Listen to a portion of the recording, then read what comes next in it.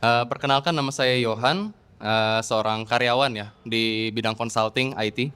Eh, Pertanyaan saya ada dua. Yang pertama, saya cukup tertarik dengan konsep dari Bro Timothy mengelola portofolio ya. Ada 30% cash-nya katanya. Dan itu akan selalu dijaga terus.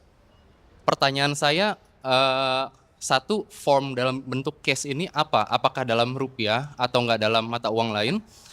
Yang kedua mungkin saya berpikir apakah lebih optimal kalau misalnya cash-nya diubah menjadi gold. Karena kalau misalnya kita simpan cash sebagai jaga-jaga kalau misalnya dalam kondisi krisis, tapi kita pikir gold itu naik waktu krisis. Nah, apakah nggak lebih baik 30%-nya jadi gold aja? Itu pertanyaan pertama. Pertanyaan kedua saya mungkin untuk teman-teman yang merintis dari awal ya. Saya sendiri merintis dari awal.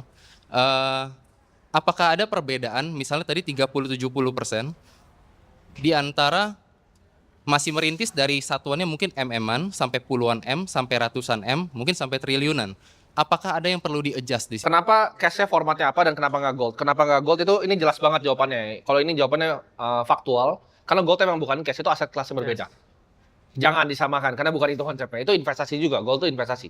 Dalio tuh masukin di portofolio sebagai investasi, 15% Bitcoin dan gold sekarang dia. Itu investasi tuh, jangan disamain.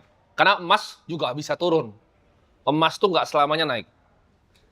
Cash itu nggak turun. Nah, formatnya apa? Cash itu bisa macam-macam, ya. Bisa USDT. Kalau misalnya saya MM-an bisa USDT. Kalau saya sudah lebih besar itu bisa bagai macam-macam. Bisa rupiah yang ada di bank itu juga termasuk cash. Kas Tarakas tuh bisa formatnya banyak. Tapi mungkin pertanyaan yang lebih tepatnya apa yang saya pakai untuk diri saya sendiri. Nah, itu pertanyaannya. Jawabannya, saya tuh di bank tuh sangat-sangat sedikit kalau banknya pribadi buat transaksi, hanya beberapa miliar itu, tapi itu nggak dihitung cash. Kalau cash yang beneran, itu investasinya saya cari USD. Jadi ini di bank masing-masing biasanya ada. Tapi di bank itu ada USD, account USD. Nah, account USD ini bisa dibelikan reksadana yang USD money market fund. Gak semua bank ada.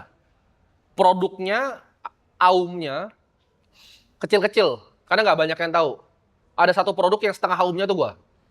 Jadi ya kalau itu gua nggak bisa kasih tahu produknya apa. Karena pasti kalau kalian masukin kayak 200 juta masing-masingnya itu goyang tuh produknya. Ntar fund manager gitu dia bingung beli apa.